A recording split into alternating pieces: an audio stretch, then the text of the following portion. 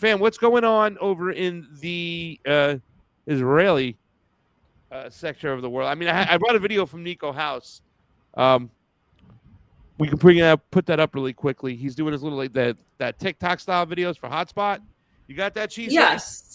So let's put up Niko's video, but just to introduce what's going on is Israel has attacked, and they recently stopped this attack, the Jenin refugee camp. And then in retaliation, supposedly a lone person went to Tel Aviv and rammed cars against people and injured somebody, stabbed somebody, which is literally nothing in comparison. And this is something that I discussed yesterday all day, basically on RT, by a gentleman that lives in Palestine. And he was basically saying the vast majority of these isolated attacks that are happening in Tel Aviv are not the Palestinian resistance. It's people that are just angry that there's no justice and they go do this. And Israel uses that to say these are all terrorists. And so this is the circular argument you get when people say, terrorist. And as media, working in media, I see a tendency to talk about, Israel in terms of Israel did this operation, Israel did this. But when it comes to Palestine, the Palestinian jihadists, the Palestinian militants, the Palestinian terrorists, it's just so people don't even realize they're doing it. And this is something I am so watchful about as many times as possible. And I will get into fights with people over this because it is just sickening to me to see how Palestinians are portrayed as terrorists and Israel is just portrayed as military doing operations. They're in occupation. That's exactly what they are. They're in occupation. That is factual, regardless of who, whatever. They are occupying a space. Palestinians do not have any rights, essentially. They're being kept from medical aid. They're being kept from kicked out of their homes in Jenin.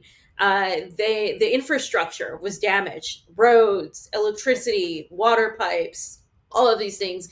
And this is just obviously one example. This has been happening, of course, throughout Palestine. And so Israel recently launched more strikes in Gaza because they say they were targeting Hamas. And that is their go-to. We are targeting Hamas. They always say that shit.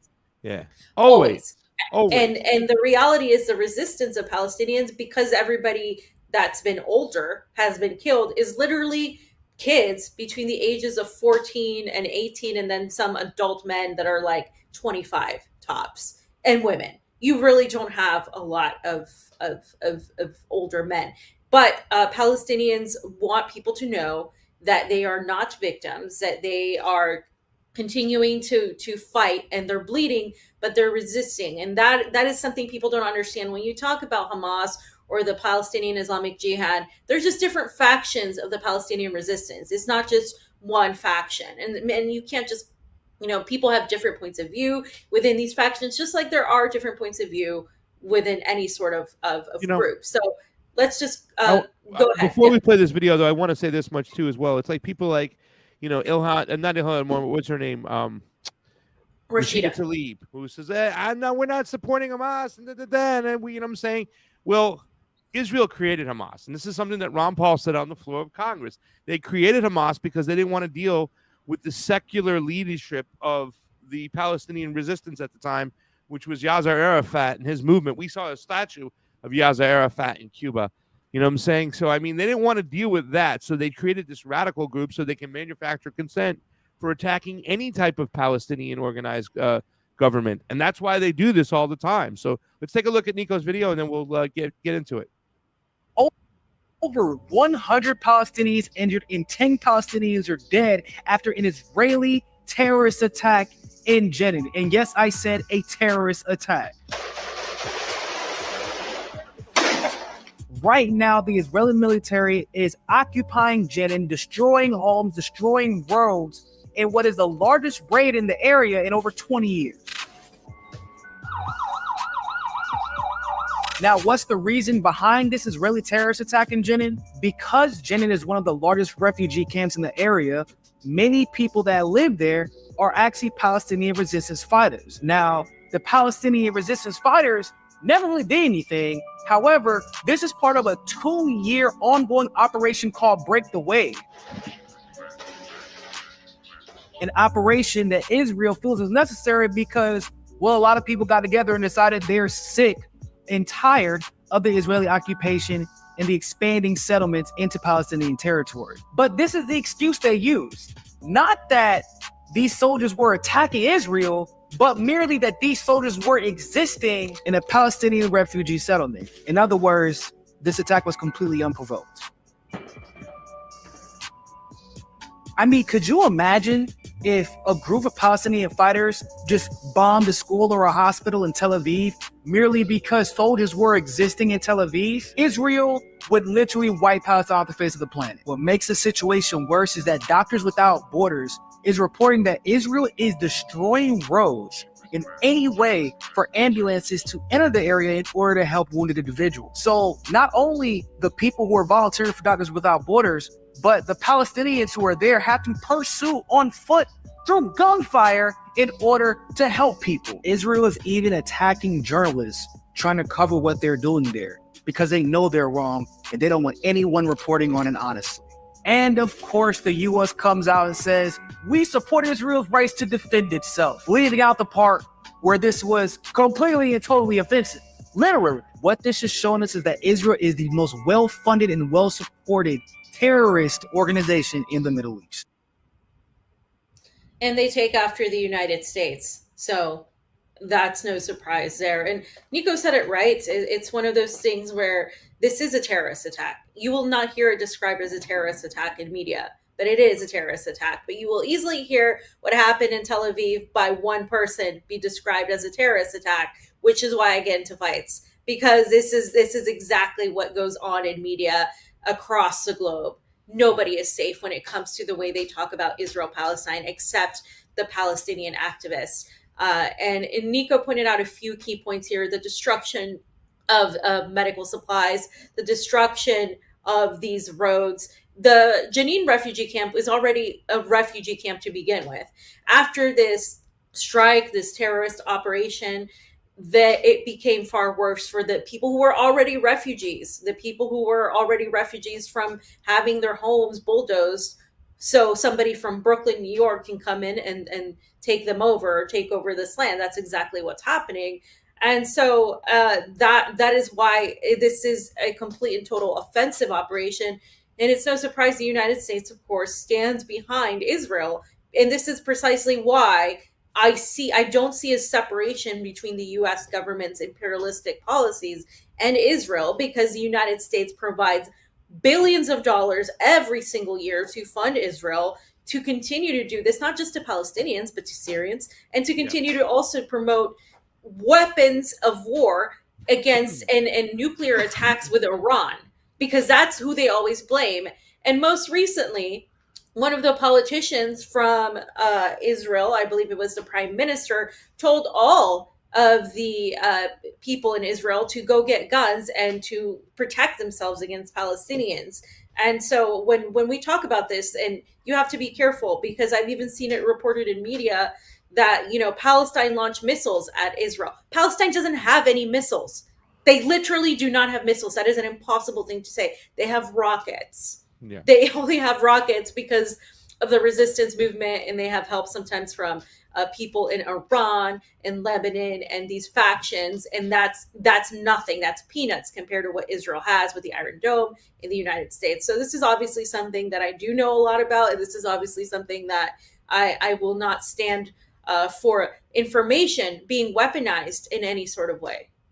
They use Hamas as a reason to, attack Palestinians in the Gaza Strip. They use Hezbollah as a reason to bomb Iran. They occupy the Golan Heights all the time. It's and what do our lawmakers do? They come out, oh, this is Hamas, this is a terrorist group. They've got the people programmed in the United States to think that anybody who's attacking Israel are terrorists. They're freedom fighters fighting for their territory, trying to defend themselves. And like Fam said, there are no missiles. They're handheld rockets that they shoot. And, then Israel will bomb a building or bomb a place and say, hey, the terrorists were hiding behind the people, so that's justification for doing it. It's the same old thing over here.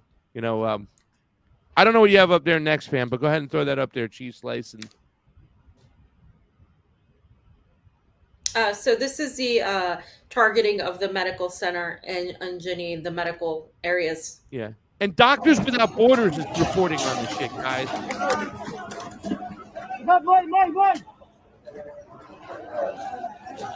So another thing I forgot to mention that Niko did mention as well, this is fact. Journalists, in general, several journalists from different outlets, not Palestinian ones, were attacked.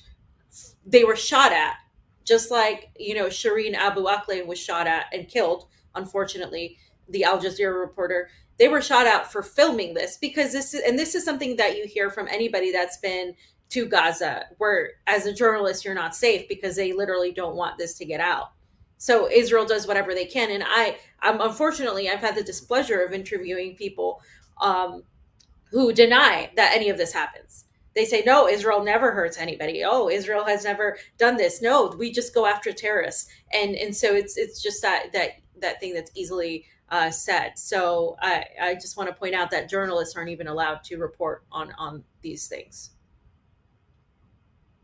What do we have next? I think it's another tweet. So these are the people that have been, you can go ahead and play it. These are the people that have been displaced from their homes in Jenin, and they have nowhere to go, which is why the refugee camp was essential to what Israel, to people fleeing from the Israeli occupation, right? Because the whole point of Israel is to erase Palestine. They don't want Palestine there. And then they also obviously have it out with Syria and Iran. Now, Iran's a much more powerful contingent for them to oppose. They have nuclear weapons, which is why you'll always see the United States and Israel talk about Iran not being allowed to have nuclear weapons. But the reality is, I don't think it's going to be as easy for them as Israel thinks. And they're also plagued by their own internal issues, which, by the way, Israel right now has the most right wing. And when I talk about right wing here, I'm talking about actual right wing fascist elements. And them being Jewish does not escape them from being Zionist and being fascistic in their beliefs. And that is a reality. This is not a hating Jew moment here. This is a Zionist, pointing out the Zionist policies that are just, when you talk about elevating one race or ethnicity above them all, they all fall under the same, whether they're Zionism, fascist, whatever. We're talking about the ethnic cleansing of people. And that's something that can't be denied that Israel is doing at all corners. That's the whole point is for Palestine to stop existing. And there have been numerous reporters that have seen that too. The maps are really intense, fam, by the way. When you're talking about not existing, showing those colorful maps about how Israel and Palestine was there, and now you look at it now, they're continuing. And it's not even like, it's like, people from New York are showing up in Israel and forcing people off their land because they're Jewish. Yeah. And this is a very sad situation over here. Look at that, 2017 all the way to the right. It's terrible. Yeah. The last clip from Vanessa? This is, I believe this one is from Eva first. Eva. So Eva has this tweet, and she said, the only terror attacks in occupied Palestine, Israel, are committed by the Israeli army or by the illegal Jewish colonists against Palestinians. Palestinian resistance is not terrorism. So this is another point of view, especially from the activist elements of Palestine, where you can't compare the people who are resisting the attacks that are unprovoked, as Niko had said, and call that terrorism. You can say, well, maybe this person shouldn't have done that, whatever. But the reality is you're going to get that and much more. Palestinians could be doing much more, but they haven't gone outright, as Niko said, and bombed civilian hospitals in Tel Aviv. They could, but that's what Israel is doing. So when people try to both sides the situation, you're not doing good journalism, because it's not on equal standing. And this is what I say about Donbass and Russia, Ukraine. When you try to both sides things that are not on equal footing, you're not doing good journalism. You have to tell the truth. If it's not an equal situation, you have to point out the inequalities in that. And that is actually doing the truthful journalism there. And then the last one? The last tweet is from Vanessa Beeley, and this is several videos, a video, and I'll just read it. You can play it, and I'll go ahead and read it. And she put, Sound as loud as you can. Then imagine the sound 24/7. Sometimes high up, sometimes right above your head. Not one drone, multiple drones like angry hornets. They can strike at any moment. The internet stops working when they are directly overhead. This is Vanessa, who is in Syria. Syria constantly gets bombed. Damascus constantly gets bombed by Israel. The ceaseless noise drives you crazy. This was the sound in Gaza when I was there during the 2012 Zionist aggression. Now this is Jenin. This is the criminal entity at work destroying Palestinians and Palestinian homes. So obviously, this is something you can't probably take out of your mind if you've been there like Vanessa on the ground and have seen this. And of course, when I was in Donbass, just hearing the hum of the strikes that were coming in and people getting so used to it that they barely blink, or that they're on this mental level where they have to go down and protect themselves. This is not a way to live. This is just based on, not even just the physical injuries that you could potentially face, but the psychological aspect as well. And that's one thing that a lot of the people who have worked at UN relief centers that are working in Jenin right now talk about the effects that it has on the Palestinian children, which is the majority of people that are pretty much left in Palestine is great, and it's really bad. So again, this is something that the United States is not just condoning; it is absolutely 100% an arbiter of. It is a provider of this type of action, and this should not be not ignored. It needs to be talked about countlessly, but it needs to be talked about it in the right way, and not in a way that excuses what is being done by Israel under the trope of Judaism, because this is not about going after Judaism. This is about going after the corruption, the fascism, and the Zionism of the Israeli state, the occupation. No doubt. Just sick shit. I hate the fact that, you're going to have people saying, no, they were provoked. You got Doctors with Borders reporting that they can't even get there, that they're bombing the roads to get in. And I would just think, who's taking the most refugees on, fam? Is it got to be Jordan? Is it got to be Lebanon? Who else is taking most of the Palestinian refugees now? Because I'm not sure. I know that area on the map is a diaspora. Strong. What's that? Yeah, it's a diaspora, but a lot of people are being killed. This is what I'm talking about. In genocide, a lot of people aren't allowed to leave. They're not allowed to get medical attention. So how do you get out of that? This is an open air prison. You're a sitting duck there, and that's essentially the goal. And Israel isn't shy. They've said it as much. They do the way people, when you go to Israel and they talk about Palestinians, they're all terrorists and they're all, they all need to be eliminated. Yeah, and that's the huge majority of the sentiment. But that's not necessarily the sentiment of other people of Jewish descent who live in the United States, or people, especially of the Orthodox Jews. They are completely against this, many of them. And this is something that, we have to really be able to talk about. But it seems like we can't talk about it, or we're anti-Semitic. And that is something that I really have a huge issue with, because this is not about anti-Semitism at all.